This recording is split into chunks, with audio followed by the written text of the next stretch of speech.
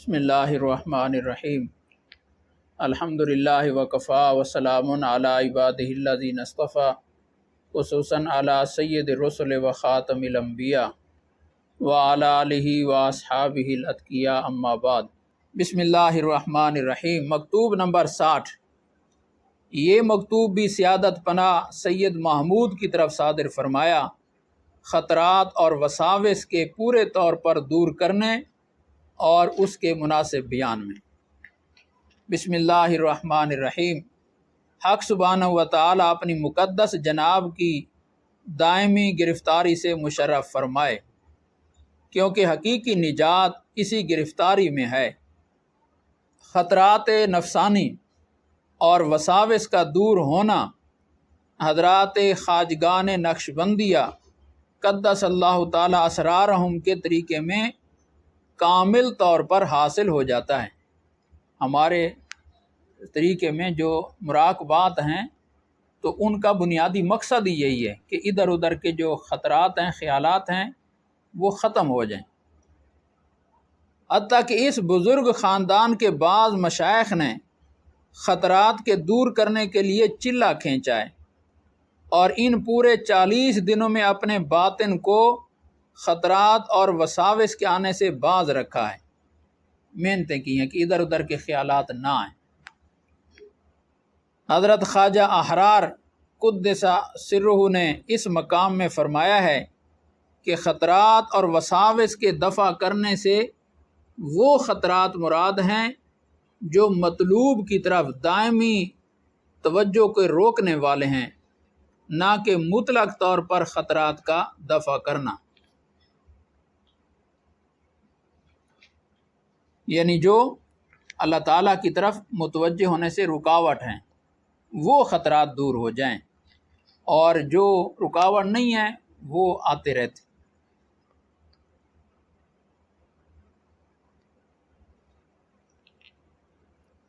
اور اس سلسلہ عالیہ کے مخلصین میں سے ایک درویش، غالباً خود حضرت اپنی طرف اشارہ فرما رہے ہیں، ایک درویش اس آیت وَأَمَّا بِنِعْمَةِ رَبِّكَ فَحَدِّثْ کہ اپنے رب کی نعمتوں کو بیان کرو، اس آیت کے مصداق کے مطابق اپنا حال اس طرح بیان کرتا ہے کہ خطرات دل سے اس حد تک دور ہو جاتے ہیں کہ اگر بالفرض اس صاحب دل کو حضرت نوح علیہ نبینا و علیہ الصلاۃ والسلام کی عمر بھی دے دی جائے، تب بھی تمام عمر میں کوئی خطرہ ہرگز اس کے دل میں نہیں آئے گا۔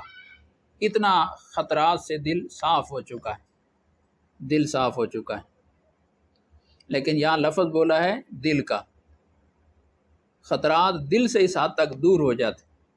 خطرات یعنی خیالات، ادھر ادھر کے جو خیالات آتے ہیں یہ دو قسم کے ہیں، ایک جو دل میں آتے ہیں اور ایک جو دماغ میں آتے ہیں، عوام میں خیال۔ یہ جو دماغ والے خطرات ہیں یہ ہوائی ہیں اور آتے ہیں چلے جاتے ہیں، آتے ہیں، اور اتنی اس کی رفتار تیز ہے تھوڑی دیر کے بعد خود کو یہ نہیں یاد ہوتا کہ میں کیا سوچ رہا تھا۔ تو یہ ہوائی خطرات ہیں اور یہ ختم نہیں ہوتے، اور یہ عمر کے بڑھنے سے بڑھتے ہیں، اور یہ مضر بھی نہیں ہیں۔ مضر اس لیے نہیں ہیں کہ خطرات مضر ہیں وہ جو انسان سے گناہ کروائیں، اللہ تعالیٰ کی محبت میں کمی پیدا کریں، گناہ کروائیں، گناہ کی لذت کا احساس دلوائیں، نیکی سے متنفر کریں، اور وہ دل کے خطرات کرتے ہیں۔ یہ وہاں چونکہ ہوائی ہیں اس لیے ان کے اندر یہ تاثیر نہیں ہے، اس لیے یہ مضر نہیں ہے۔ ہاں یہ ہوتا ہے کہ بعض دفعہ آدمی ان خطرات کی جیسے نماز میں بھول جاتا ہے، یاد نہیں رہتا کہ میں نے کیا پڑھا، کتنی رکعتیں پڑھیں، یہ تو ان کا نقصان ہوتا ہے۔ لیکن بندے کی باطنی جو کیفیت ہے اس میں کوئی نقصان ڈالیں وہ ان کے اندر وہ طاقت نہیں، اور یہ دور بھی نہیں ہونے، یہ بڑھتے ہیں۔ اب حضرت عمر رضی اللہ تعالیٰ نماز میں بھول گئے، رکعتیں کم پڑھا دی، تو فرمایا کہ میں سوچ رہا تھا کہ وہ لشکر جہاد کے لیے بھیجنا تھا تو میں کہاں وہ اس کا وہ سوچ رہا تھا۔ یعنی وہ ایک ہوائی دماغ کے خیالات، اور وہ آتے ہیں، وہ ختم نہیں ہوتے، وہ انسان کو گناہ نہیں کرواتے۔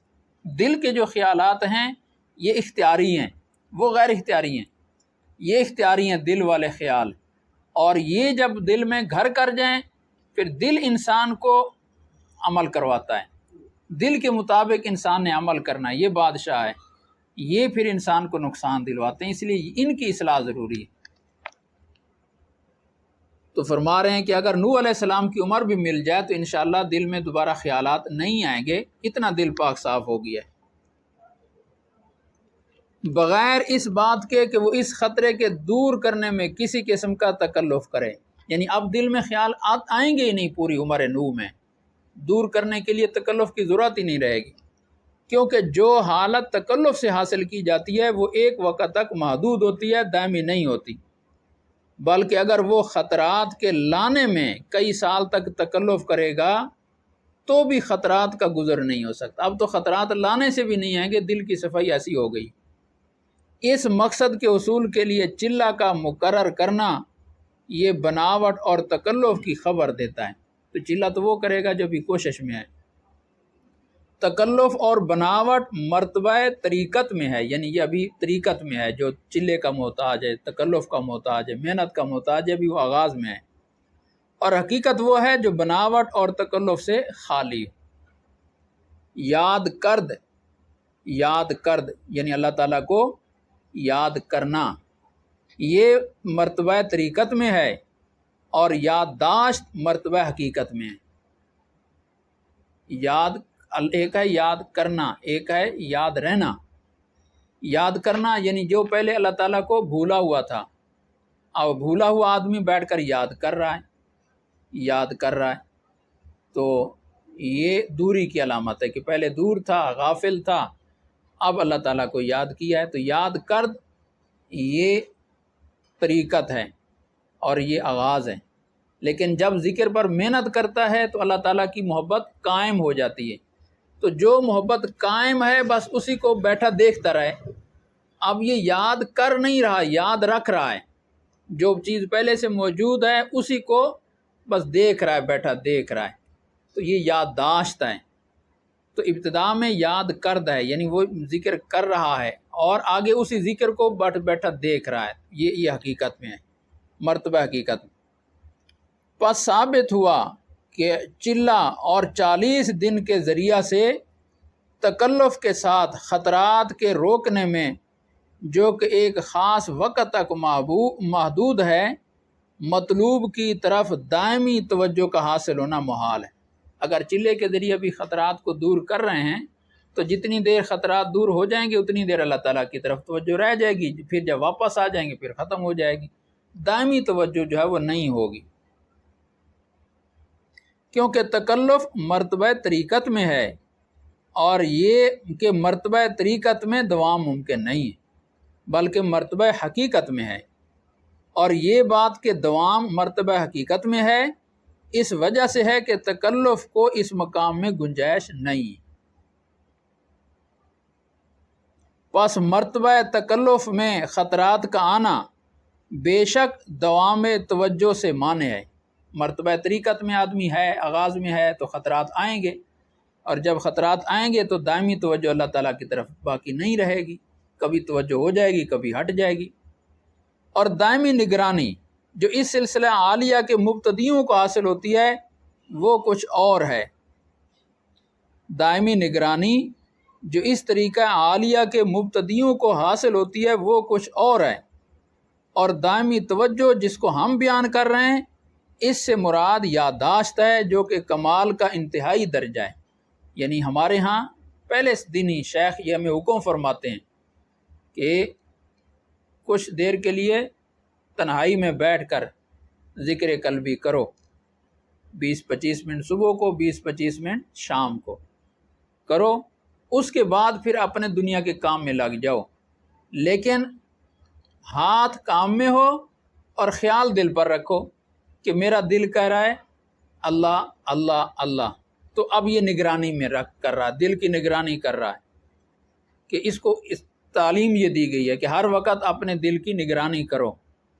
اب یہ نگرانی اس کو ہم یہ کہیں گے کہ یہ دائمی توجہ حاصل ہو گئی ہے، تو حضرت فرماتے ہیں یہ نگرانی اور چیز ہے، اور دائمی توجہ جو ہم بیان کر رہے ہیں وہ اور چیز ہے۔ نگرانی کا معنی یہ ہے کہ کبھی دل اللہ اللہ کرنے لگ جائے گا جب ہم ادھر متوجہ ہو جائیں گے، جب متوجہ بھول جائے گا پھر وہ خیالات شروع ہو جائیں گے، پھر اللہ تعالیٰ کی طرف سے توجہ ہٹ جائے گی۔ تو دائمی نگرانی والے کو دائمی توجہ حاصل نہیں ہے، لیکن جس کو یاداشت، نسبت یاداشت حاصل ہے، اس کا دل اللہ تعالیٰ کی طرف ہر وقت متوجہ ہے۔ ہاں یہ الگ بات ہے کہ اس کو اپنے دل کے متوجہ اللہ ہونے کی طرف احساس نہیں ہے، اس کو اس طرف خبر نہیں ہے، یہ ادھر باتوں میں لگا ہوا ہے، دل اللہ تعالیٰ کی طرف متوجہ ہے۔ نگرانی والا جو تھا وہ دل کی طرف متوجہ ہوگا تو دل ادھر اللہ اللہ کرے گا، یہ ادھر ہٹ جائے گا تو دل بھی ہٹ جائے گا۔ وہ نگرانی والے کا یہ کہ نسبت یاداشت والے کا یہ ہے کہ دل ہر وقت اپنے اللہ کے ساتھ مشغول ہے، یہ اس کو دیکھنا چاہے جب بھی دیکھتا رہے۔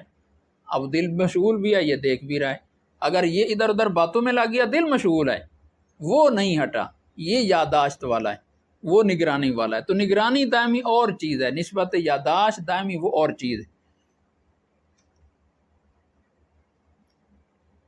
اور دائمی نگرانی جو اس سلسلہ عالیہ کے مبتدیوں کو حاصل ہوتی ہے وہ کچھ اور ہے، اور دائمی توجہ جس کو ہم بیان کر رہے ہیں اس سے مراد یاداشت ہے، جو کہ کمال کا انتہائی درجہ ہے۔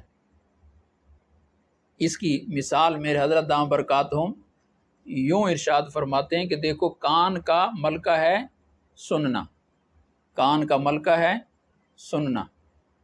اب آواز آئی لیکن ہماری ادھر توجہ نہیں تھی، تو جب آواز آئی تو کان نے اپنا کام کیا، سنا، لیکن ہمیں یاد نہیں رہا، احساس نہیں ہوا کہ ہم سے پوچھے کہ آواز آئی سنی، پتہ نہیں، ہماری ادھر دھیان نہیں تھا۔ اب ہمارا دھیان نہیں تھا کان کے سننے والے کی طرف، لیکن کان نے اپنا کام کیا ہے، سنا ہے۔ اور اگر ہم ادھر متوجہ ہو جائیں جدھر آواز آئی ہے، اب کان نے سنا بھی ہے اور ہمیں اس کے سننے کا احساس بھی ہو گیا، پتہ چل گیا کہ کان نے سنا ہے۔ تو یہ ہے کہ ذکر قلبی اللہ تعالیٰ کی طرف متوجہ ہونا دل کا ملکہ بن جائے۔ جب دل کا ملکہ بن جائے گا، ملکہ بننے کے بعد وہ اپنا کام کر رہا ہے، ہمارا ادھر دھیان ہے تو بھی کر رہا ہے، ہمارا دھیان نہیں ہے تو بھی کام کر رہا ہے۔ تو ملکہ بنانا یہ نسبت یاداشت۔ حضرت خواجہ عبد الخالق گجدوانی قدس اللہ تعالی سرہ نے فرمایا کہ یاداشت کے آگے پنداشت ہے، یعنی وہم اور گمان ہے، بس یاداشت سے آگے کچھ نہیں، یعنی اور کوئی مرتبہ نہیں، آخری مرتبہ یہی۔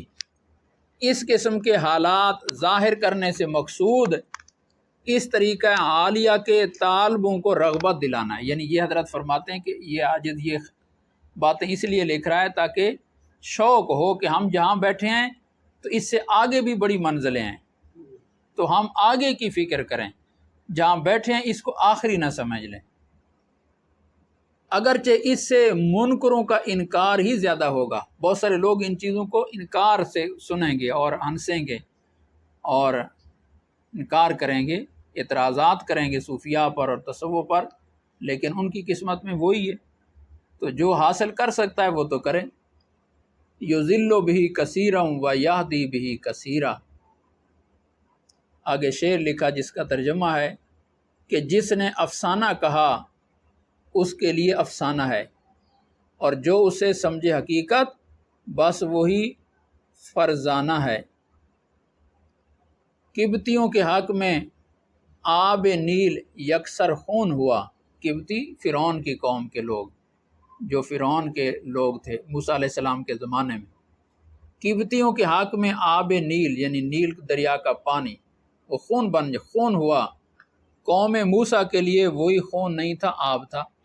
یہ شعر کا ترجمہ ہے۔ یعنی موسیٰ علیہ السلام کا یہ معجزہ تھا کہ پانی پیتے تھے، وہی پانی وہ پیتے تھے، وہی وہ پیتے تھے، وہی پانی اٹھا کر جب منہ کے قریب لے جاتے فرعونی وہ خود ہی خون بن جاتا، وہی پانی موسیٰ علیہ السلام کے لوگ پیتے وہ پانی ہوتا تھا۔ تو ایک ہی چیز، ایک کے لیے خون ایک کے لیے پانی ہے۔ تو حضرت فرماتے ہیں یہی باتیں کسی کے لیے ہدایت کے زیادتی کا ذریعہ بن جائیں گی، کسی کے لیے گمراہی کی زیادتی کا ذریعہ بن جائیں گی۔ یذل بہ کثیرا و یہدی بہ کثیرا۔ والسلام مع الکرام۔